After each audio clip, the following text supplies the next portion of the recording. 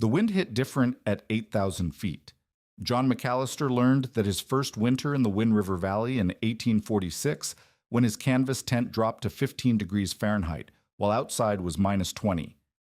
He had pitched his shelter exactly like every trapper was taught: lightweight canvas, wood fire, ready to move, standard, and trusted. By February, he was burning 3 cords weekly and still woke with ice on his blankets.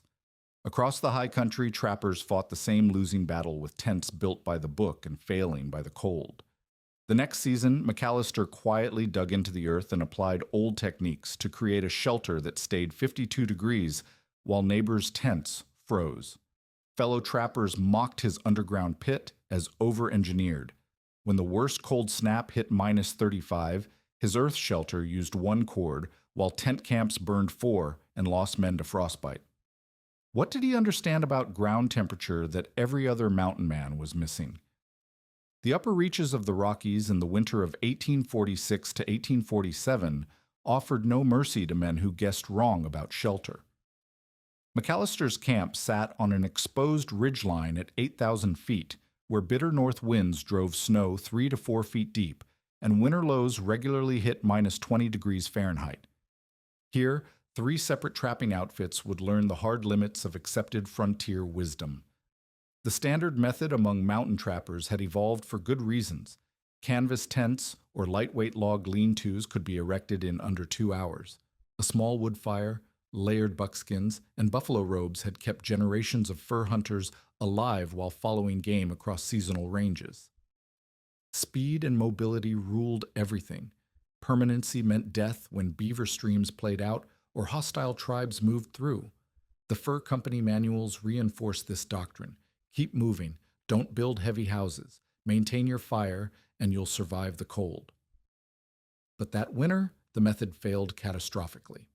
Wesley Crane's outfit, camped 2 miles downstream, lost 2 men when their tent frames collapsed under snow load during a 3-day blizzard.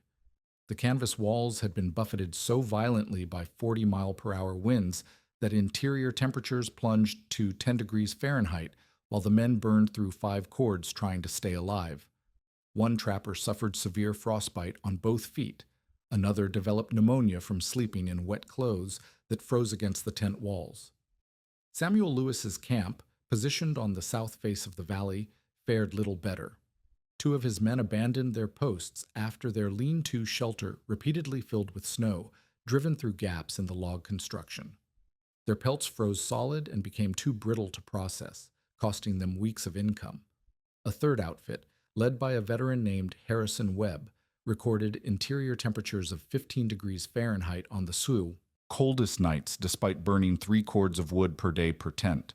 McAllister watched these failures with the eye of a man who had learned from different teachers.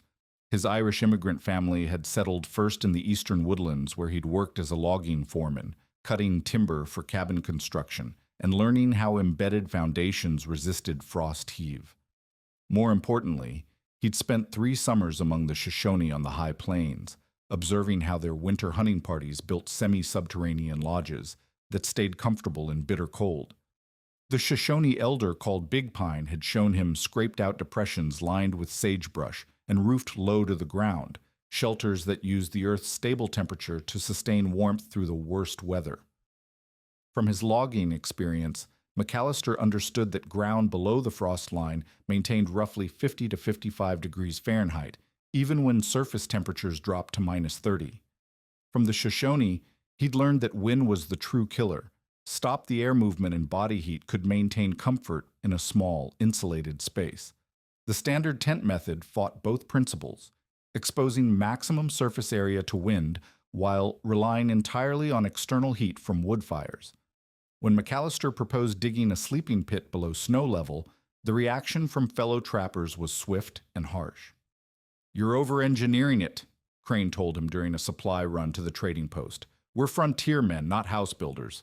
That'll cost us daylight and spoil our mobility." The canvas tent supplier laughed outright. "If you want comfort, you'll stay home with your wife's quilts." Even some of the Shoshone familiar trappers dismissed the idea, arguing that Plains Indian methods wouldn't work in high mountain conditions with deep snow and sustained cold. The mockery intensified when McAllister began construction in early December. While other camps focused on stockpiling firewood and waterproofing their tents, he spent 4 days digging a pit 3 feet deep and 6 by 8 feet across in the frozen ground. The work required pickaxe and shovel in alternating shifts, with small fires built in the excavation to soften the earth. He lined the floor and walls with pine boughs cut 3 to 4 inches thick, then layered deer hides as cushioning between his body and the cold earth mass. The roof construction drew the most ridicule. Instead of a peaked tent design, McAllister framed a low ceiling of quarter-sawn logs just 5 feet above the pit floor, using joinery techniques learned from a German immigrant carpenter named Friedrich Müller. The hip roof frame distributed weight evenly and created minimal air volume to heat. Over this, he laid buffalo hides and packed snow 18 inches thick, forming an insulated cap that excluded wind infiltration from above. The engineering principle McAllister was testing ran counter to everything the fur trade taught. Standard wisdom said stay light, stay mobile, rely on external heat sources. His approach said embed in the earth, eliminate wind exposure, capture and retain body heat in a controlled microclimate. Where the accepted method treated shelter as a temporary barrier against the elements, McAllister's design worked with natural thermal dynamics to create a stable temperature zone. By Christmas of 1846, his neighbors' skepticism began shifting to curiosity. While tent camps burned 4 to 5 cords weekly per shelter and still recorded interior temperatures in the teens, McAllister's pit maintained 48 to 52 degrees Fahrenheit using 1 cord of wood for the entire week.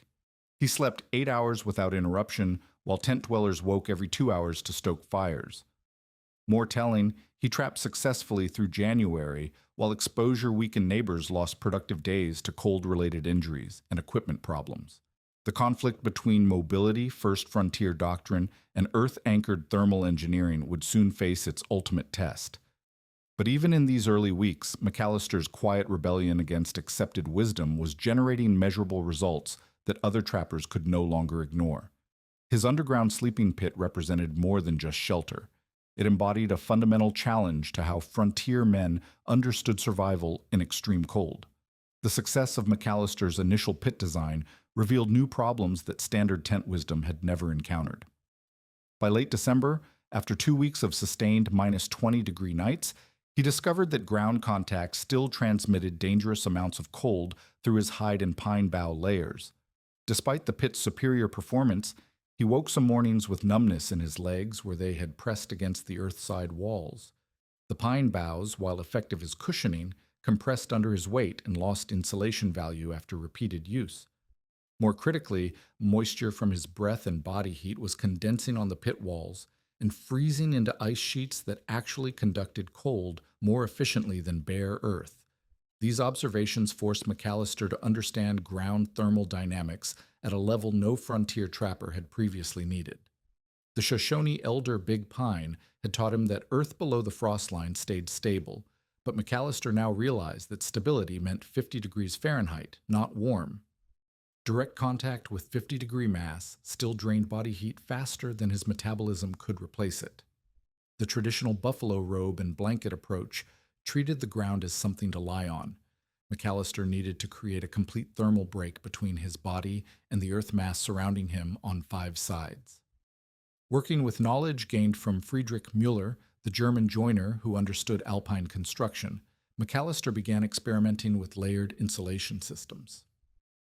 Müller had described how Black Forest cabins used multiple barriers against ground cold, stones to break direct earth contact, then organic materials like straw or pine needles, then wool or hides as the final layer.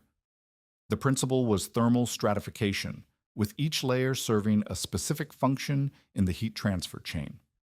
McAllister rebuilt his pit floor using flat sandstone slabs about 2 inches thick, positioned to create an air gap between the earth and his bedding materials. These stones, weighing approximately 300 pounds total, served as thermal mass that could absorb heat during his evening preparations and radiate it back during the coldest pre-dawn hours. Above the stones, he constructed a raised platform using split pine logs, creating an additional airspace that acted as insulation. The platform stood 6 inches above the stone layer, eliminating direct contact while allowing the thermal mass benefits to reach his sleeping area through radiant heat transfer. The wall insulation required different engineering. McAllister discovered that pine boughs alone compressed and lost effectiveness, but pine boughs combined with tightly woven grass created a multi-density barrier that maintained its insulation properties. He learned this technique from observing how the Shoshone constructed winter lodge walls using layered materials of different textures. Dense materials like grass stopped air circulation, while loose materials like pine needles trapped air in small pockets. The combination created what Miller called a thermal gradient, where heat moves slowly through multiple resistance layers instead of conducting rapidly through a single material. Moisture management emerged as equally critical. McAllister's breath and body heat generated significant water vapor in the enclosed pit space. Without ventilation, this moisture condensed on walls and ceiling, creating ice that actually increased heat loss. But too much ventilation eliminated the temperature benefits of the enclosed space. The solution came from understanding controlled air exchange, a principle Big Pine had demonstrated using small gaps positioned strategically in lodge construction. McAllister cut 2 ventilation channels, each about 3 inches in diameter, positioned at opposite ends of the pit. One channel angled upward through the snowpack near his feet, creating an air intake that drew fresh oxygen into the sleeping space. The second channel, positioned near his head, angled upward at a steeper grade to create an exhaust for moisture-laden air. This created passive air circulation that removed humidity without significant heat loss, since the incoming air was pre-warmed by traveling through the insulated snowpack. The ceiling construction required revision to address ice formation. McAllister's original hide and snow combination worked well for wind protection, but allowed too much moisture accumulation on the interior surface. Drawing on Miller's knowledge of moisture barriers, he installed a secondary ceiling layer 6 inches below the structural roof. This inner ceiling consisted of tightly woven grass mats that shed condensation toward the pit walls, where it could freeze harmlessly away from his sleeping area. The 6-inch air gap between inner and outer ceilings created additional insulation while providing space for moisture to condense and drain away from the occupied zone. Field testing of these refinements took place during the first week of January 1847, when outside temperatures dropped to -25 degrees for 4 consecutive nights. McAllister's revised pit maintained interior temperatures of 51 to 53 degrees Fahrenheit throughout the cold spell, compared to his original design, which had drifted down to 45 degrees during similar conditions. More importantly, he experienced no moisture problems and no cold spots from ground contact. The wood consumption data proved the efficiency gains. During the 4-night test period, McAllister used 1/2 cord of wood total, burning small fires only during evening preparation to warm the thermal mass stones. Wesley Crane's tent camp, positioned less than 2 miles away, consumed 18 cords during the same period while achieving interior temperatures that never exceeded 20 degrees Fahrenheit. Samuel Lewis recorded similar fuel consumption at his camp, with the added problem that 2 of his men developed respiratory problems from sleeping in the moisture-saturated tent environment. These measurements demonstrated that the refined pit design was achieving 90% thermal efficiency compared to the tent method's approximately 20% efficiency. The thermal brake system, moisture management, and controlled ventilation had transformed the pit from a simple earth shelter into a precision-engineered microclimate.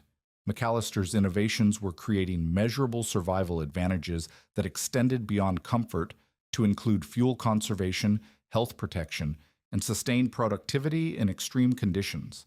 The technical principles McAllister was proving contradicted fundamental assumptions about frontier survival. Standard wisdom held that more fire equaled more warmth. His data showed that controlled thermal mass and insulation eliminated the need for continuous heating. Conventional thinking treated moisture as inevitable. His ventilation system managed it actively.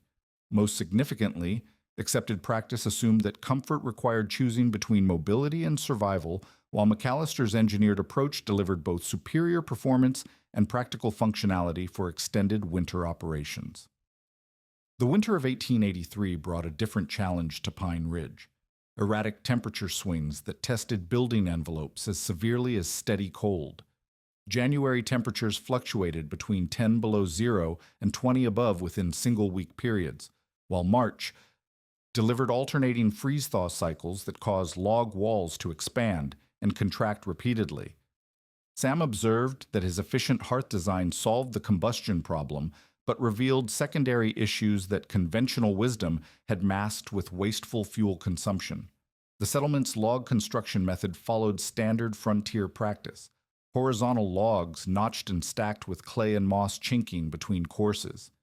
This approach worked adequately when fires burned continuously at high output, but Sam's fuel-efficient system exposed how much heat escaped through gaps that opened during temperature fluctuations. His cabin's interior temperature dropped from 45 degrees to 32 degrees overnight, not from hearth problems, but from air infiltration through joints that shifted as the wood moved. Anders Johansson, despite his earlier skepticism about Sam's fireplace design, possessed valuable knowledge about building envelope construction from his Scandinavian background. In Sweden, timber frame buildings incorporated double wall systems to combat harsh winters, and Johansson had adapted these techniques for his own barn construction. He showed Sam how to create an air gap buffer by installing a second layer of rough-cut split logs horizontally behind the exterior siding, leaving a 6-inch cavity between the two wood surfaces. The air gap principle worked by breaking wind-driven infiltration into two separate barriers. The outer layer absorbed the direct impact of wind pressure and precipitation, while the inner wall remained relatively stable because the cavity decoupled it from external forces. Johansson explained that still air trapped between the walls provided insulation value roughly equivalent to 4 inches of solid wood, significantly reducing heat transfer through the building envelope. Sam implemented this double wall technique across the north and west faces of his cabin, where prevailing winds created the greatest infiltration pressure. The construction required splitting additional logs into 4-inch thick planks and mounting them on wooden spacers that maintained the air gap consistently. The labor was considerable, but the thermal benefits became apparent immediately. Interior surfaces of the log walls remained warm to the touch, even when exterior temperatures dropped below zero. White pine contributed a different but complementary insight about thermal mass management. During his years of winter camping in the northern forests, he had learned to position large flat stones behind cooking fires to absorb radiant heat during active burning and release it gradually throughout the night. The stones acted as thermal batteries, storing energy when it was abundant and delivering it when the fire died to coals. Sam adapted this principle by installing limestone slabs measuring approximately 2 feet high by 4 feet wide by 6 inches thick directly behind his firebox, extending into the living space floor and rising 12 inches above hearth level. These stones absorbed radiant energy from the fire at temperatures reaching 1,200 degrees Fahrenheit, then slowly released that heat into the cabin over 6 to 8 hours. The thermal mass effect was dramatic. The stones remained warm to the touch until morning, continuing to heat the space long after the last flames disappeared. The positioning of thermal mass required careful calculation. Stones placed too close to the fire absorbed heat rapidly, but also radiated it back toward the flames, reducing combustion efficiency. Stones placed too far away received insufficient energy to store meaningful amounts of heat. Sam determined through trial and observation that 6 inches behind the fire's back wall provided optimal heat absorption while allowing proper air circulation around the burning logs. Beyond thermal storage, Sam recognized that heat distribution within the cabin needed improvement. Traditional hearths sat at floor level, requiring occupants to heat the entire volume of room air before achieving comfortable conditions. Cold air near the floor created convective currents that pulled warmth away from the living zone, where people actually sat and slept. Sam's solution involved constructing a raised masonry platform measuring 18 inches high, 4 feet deep, and 6 feet wide that elevated both the hearth and the thermal mass stones. This platform placed the radiant heat source closer to the occupied zone while creating a smaller volume of air that required heating. Family members could sit directly on the warm stone surface or position chairs close enough to benefit from radiant heat without waiting for convective warming of the entire cabin interior. The raised hearth extension also addressed ground-level heat loss that plagued floor-mounted fireplaces. Cold air infiltration along the cabin floor created a thermal sink that absorbed heat from conventional hearths, while frozen ground beneath the building conducted energy downward through the foundation. By elevating the heat source above this cold zone, Sam reduced parasitic losses and improved the effective heating efficiency of his already optimized combustion system. The integrated approach of envelope sealing, thermal mass, and heat positioning created synergistic benefits that exceeded the sum of individual improvements. The air gap walls reduced heat loss through infiltration by approximately 30% compared to single-wall log construction. The thermal mass stones extended useful heating time by 4 to 5 hours beyond active combustion. The raised hearth platform reduced the volume of air requiring heating while improving heat distribution to occupied spaces. Jakob Müller, whose German masonry experience included work on heated buildings, visited Sam's cabin during a March thaw and recognized the sophistication of the thermal management system. European buildings often incorporated massive stone or brick, heating elements called Kachelofen that stored and released heat gradually, but these required specialized ceramic tiles and complex internal flue systems. Sam had achieved similar results using local materials and frontier construction techniques adapted from multiple cultural traditions. The performance difference became quantifiable during a week of fluctuating weather when daytime temperatures reached 30 degrees above zero, but nighttime conditions dropped to 10 below. Sam's enhanced system maintained interior temperatures between 42 and 48 degrees using 1 cord of wood for the entire week. Neighboring cabins with conventional designs required nearly 2 cords to achieve interior temperatures that ranged from 28 to 42 degrees, demonstrating the compound benefits of addressing multiple heat loss mechanisms simultaneously. The success of Sam's thermal envelope modification spread through Pine Ridge as neighbors observed his consistent comfort levels and reduced wood consumption. The integration of Scandinavian air gap construction, Ojibwe thermal mass techniques, and Sam's own innovations in heat positioning created a comprehensive system that challenged every assumption about frontier heating. What had begun as an experiment with fireplace design had evolved into a complete reimagining of how buildings should manage heat in harsh climates. The windproof pit design's success through February revealed a subtler challenge that emerged only during extended cold periods. When outside temperatures remained below -20 degrees Fahrenheit for more than 5 consecutive nights, McAllister discovered that his carefully engineered thermal systems began losing their effectiveness.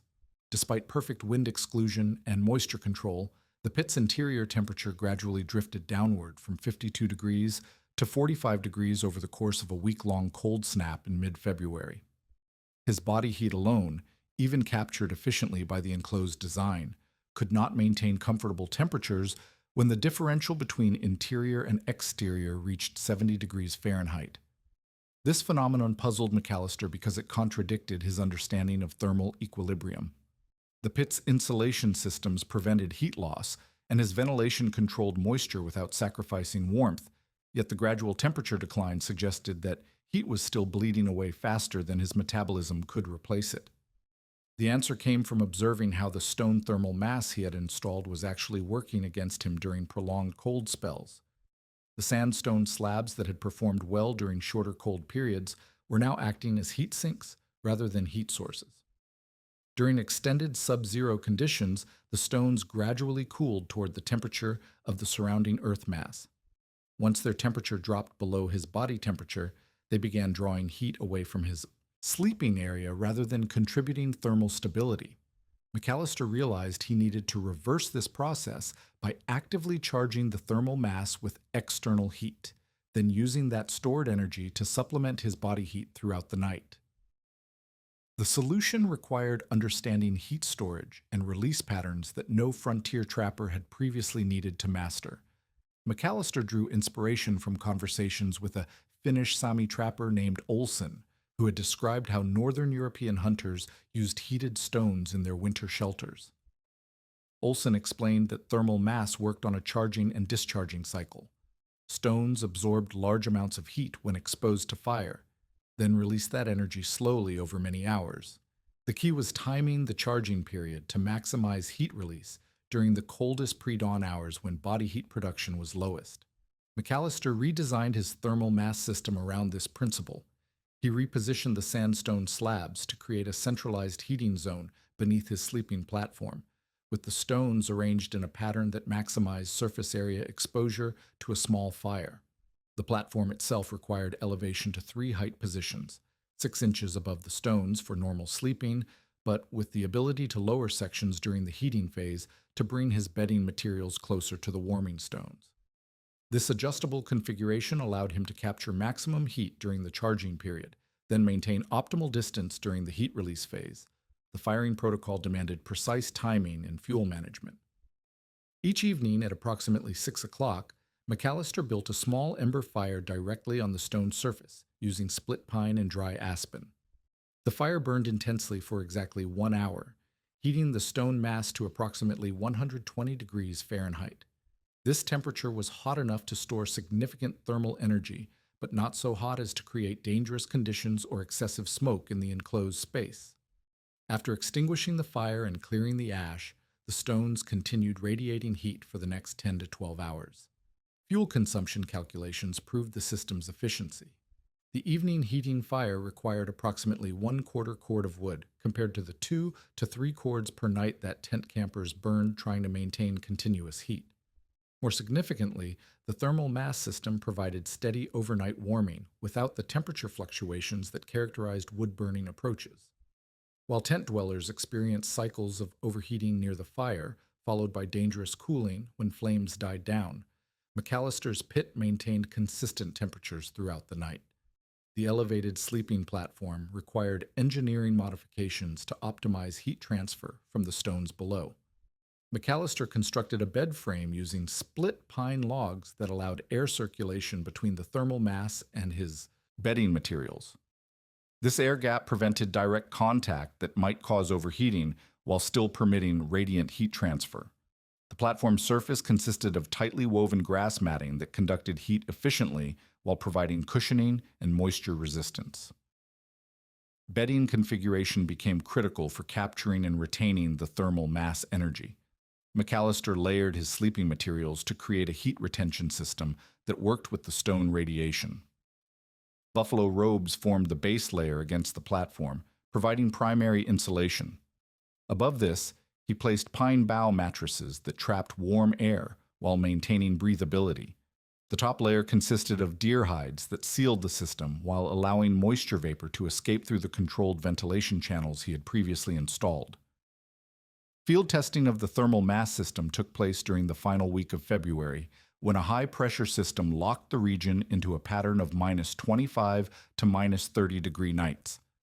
McAllister's redesigned pit maintained interior temperatures of 51 to 53 degrees for the first 4 nights of the cold spell, with the thermal mass providing steady heat release from evening through dawn. By the 6th night, interior temperatures had declined only to 48 degrees, demonstrating the system's ability to sustain warmth even during extended extreme conditions. Comparative data from neighboring camps highlighted the thermal mass approach's advantages. Wesley Crane's outfit, still relying on continuous tent heating, burned through 24 cords of wood during the 6-night period while achieving interior temperatures that never exceeded 18 degrees Fahrenheit. The constant fire tending required men to wake every 2 hours, leading to sleep deprivation and reduced trapping effectiveness. Samuel Lewis's camp recorded similar fuel consumption and added problems with carbon monoxide poisoning from inadequate tent ventilation during intensive heating. McAllister's fuel usage during the same period totaled 1 1/2 cords, representing a 16-fold efficiency improvement over the tent method. More importantly, his sleep quality remained uninterrupted, allowing him to maintain full productivity during the harsh conditions. He trapped successfully throughout the cold spell, processing pelts and maintaining equipment, while tent campers struggled with cold-related equipment failures and reduced manual dexterity from exposure. The thermal mass innovations demonstrated that effective winter shelter required understanding heat as a manageable resource rather than a consumable commodity. Where conventional wisdom treated heating as a continuous battle against the cold, McAllister's approach stored and released energy in controlled cycles that worked with natural thermal patterns. His system proved that intelligent engineering could multiply the effectiveness of limited fuel resources while providing superior comfort and safety. These principles would prove decisive when the winter's ultimate test arrived with conditions that pushed every survival method to its absolute limits. The ultimate test of McAllister's integrated shelter system arrived on February 23, 1847, when a massive Arctic air mass descended from the Canadian high country and locked the region into the most severe weather pattern in living memory. For 4 consecutive nights, temperatures plunged to minus 35 degrees Fahrenheit, accompanied by sustained winds of 40 miles per hour and snow accumulation that reached 6 feet on the lee sides of ridges. This weather system would separate functional survival methods from fatal ones with absolute precision. The storm's intensity overwhelmed every conventional approach to frontier shelter. Wesley Crane's outfit, despite their experience and preparation, faced catastrophic failures within the first 12 hours. Their canvas tents, rated for normal winter conditions, could not withstand the combined assault of extreme cold, wind pressure, and snow loading. 2 tents collapsed completely when their wooden frames snapped under accumulated snow weight that exceeded 400 pounds per square foot. A 3rd tent suffered massive wind damage when sustained 40-mile-per-hour gusts tore the canvas from its moorings, exposing the occupants to lethal wind chill conditions. Samuel Lewis's camp fared even worse. His men had constructed log lean-tos that seemed more substantial than canvas tents, but the structures lacked proper foundation engineering for extreme loads.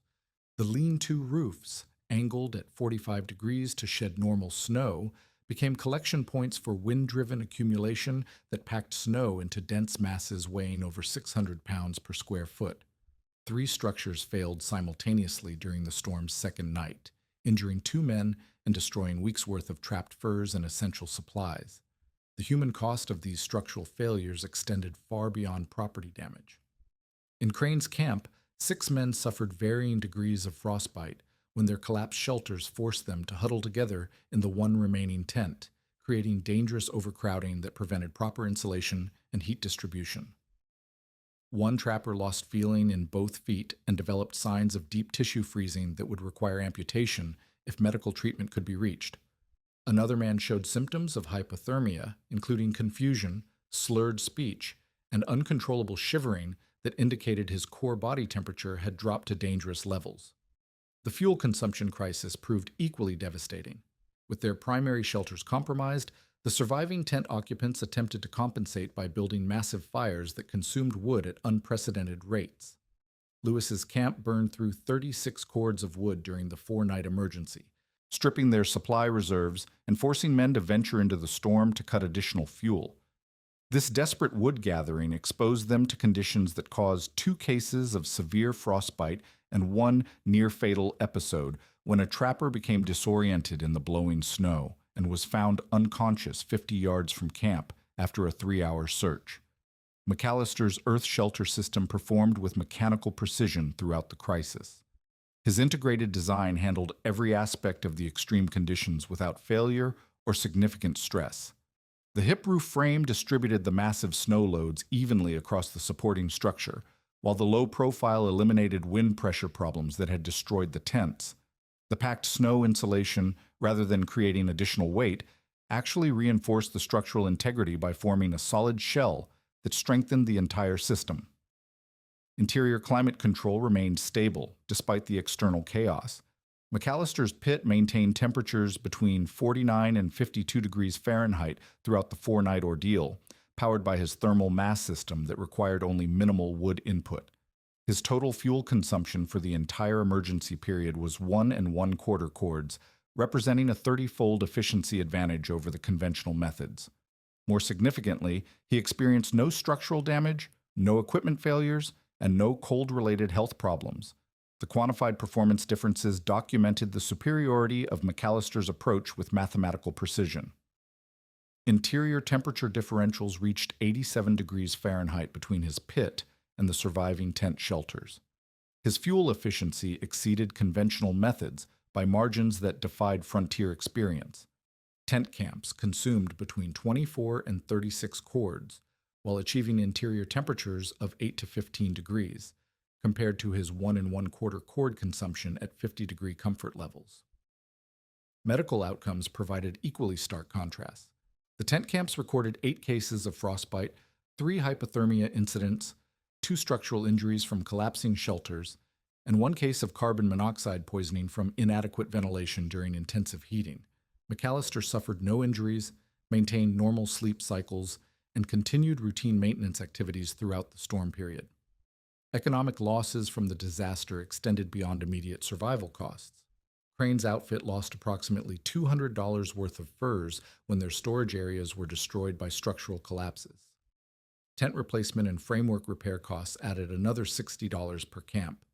Equipment damage from freezing and moisture exposure destroyed traps, tools, and personal gear worth an estimated $150 across the affected camps. McAllister's equipment remained undamaged and operational, with total storm-related repair costs limited to $2 for minor snow removal and platform adjustments. The storm's aftermath marked a turning point in frontier shelter practices. Within days of the weather clearing, trappers from both surviving camps visited McAllister's pit to examine the construction methods firsthand. Wesley Crane, despite his earlier skepticism, spent an entire afternoon taking detailed measurements and asking technical questions about ventilation, thermal mass placement, and structural engineering. Samuel Lewis brought his entire crew to observe the entrance design and roof construction techniques. The knowledge transfer accelerated rapidly as practical necessity overrode traditional resistance to innovation. By mid-March, 3 separate camps had begun construction of earth shelters using variations of McAllister's design. The copying was neither uniform nor complete. Different builders adapted specific elements that addressed their particular needs and resource limitations. Some focused on the thermal mass systems, others emphasized wind protection, but all incorporated the fundamental principle of earth-embedded shelter with controlled microclimate management. Robert Hansen, a fur trade supply company representative who traveled through the region that spring, documented these innovations in detailed reports that would later influence frontier survival manuals. Hansen's observations noted that earth shelter construction was spreading rapidly among high-altitude trappers, with measurable improvements in winter survival rates and operational efficiency. His company began recommending semi-subterranean shelter construction in their official guidance materials distributed to new trappers and frontier settlers. The technical principles McAllister had proven would influence shelter design for decades. Late 19th century trapping handbooks routinely included chapters on earth shelter construction, thermal mass heating, and wind exclusion techniques.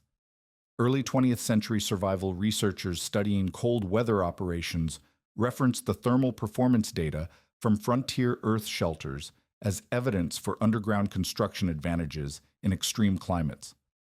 McAllister's innovations had transformed frontier survival from a battle of endurance into a problem of engineering.